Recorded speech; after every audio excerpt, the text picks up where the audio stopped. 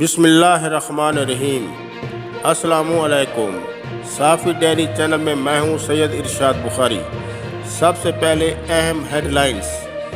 چین نے روس کی امداد کی تو سنگین نتائج بھگتنے ہوں گے، امریکہ کی چین کو دھمکی۔ اسرائیل نے ایران پر حملہ کیا تو چین سے نہیں بیٹھنے دیں گے، ایران کا اسرائیل کو انتباہ۔ سویڈن میں قرآن پاک کی بے حرمتی، سعودی عرب کی پرزور مذمت۔ کسی بھی صورت ہتھیار نہیں ڈالیں گے، یوکرائن کا عندیہ۔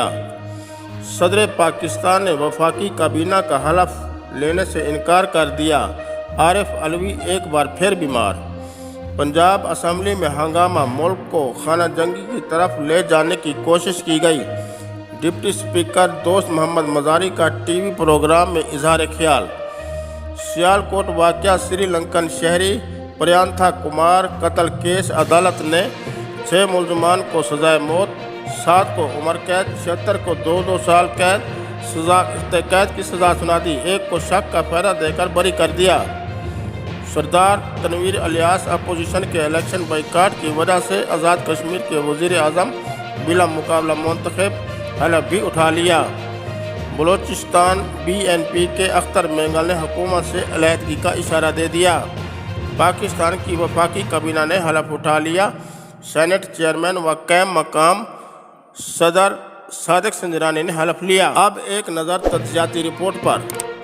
ویورز، روس اور یوکرائن کی جنگ صدر جو بائیڈن کی بیان بازی کی وجہ سے ہوئی تھی۔ وزیر اعظم عمران خان کے نیوٹرل کردار کی وجہ سے پاکستان میں حکومت تبدیل ہوئی ہے۔ بھارت اس جنگ میں روس کا ساتھ دے رہا ہے، مگر افسوس کہ امریکہ بھارت کا کچھ بھی نہ بگاڑ پا رہا ہے۔ حکومت تبدیلی کے باوجود عمران خان کی زندگی کو بھی شدید خطرہ رہنے لگا ہے، کیونکہ امریکہ مسلم دنیا کو دبا کر رکھنا چاہتا ہے۔ نان مسلم قوموں پر اس کا رعب اور دبدبا نہیں چلتا۔ کشمیر پر بھارت اور فلسطین پر اسرائیل کی جارحیت کا امریکہ کو کوئی فکر نہ ہے۔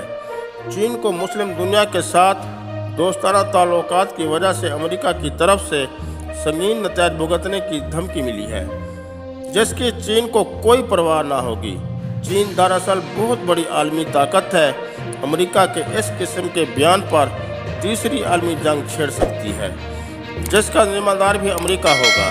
ورنہ امریکہ کو چاہیے کہ بہتر مذاکرات کے ذریعے روس اور یوکرائن جنگ کا خاتمہ کرے، دنیا کو خطرناک تیسری عالمی جنگ سے نجات دلائے۔